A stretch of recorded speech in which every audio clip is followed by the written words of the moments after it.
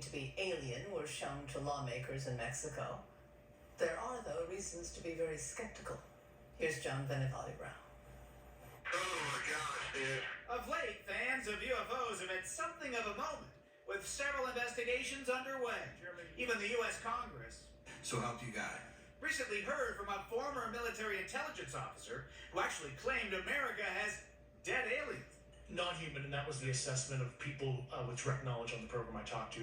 But now, Mexico's Congress is taking things to a whole other level, showing the remains of what certainly looks like tiny aliens, with elongated heads and 3 fingers on each hand. Hay una demostración. Controversial UFO researcher Jaime Maussan presented them and said it's a clear demonstration we're dealing with non-human specimens.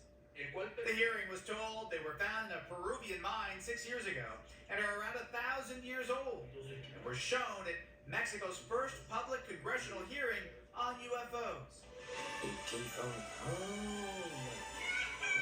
But before you get too excited, online many mocking the Mexican Congress for even entertaining such claims, saying it looked remarkably like the alien in the movie E.T.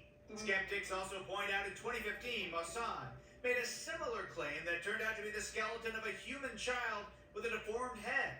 And a study using a CT scan suggests the latest so-called aliens are likely an ancient mashup of animal parts, including the head of a llama, made by people 1,000 years ago, perhaps as an art expression or for religious purposes. They're made in a way that makes them look like creatures that have never existed on Earth, and they show great craftsmanship, they show great creativity. John Benevalli-Brown, CTV News, Toronto. Meanwhile, NASA has released the findings of its study on UFOs. It concludes there is no evidence that any of the unidentified flying objects are extraterrestrial, but it is appointing a new director to study them. NASA says it doesn't have an explanation for all the objects deemed UFOs and adds, there are so few high-quality observations that no scientific conclusion can be drawn. And the top takeaway from the study is that there is a lot more to learn. The NASA independent study team did not find any evidence that UAP have an extraterrestrial origin.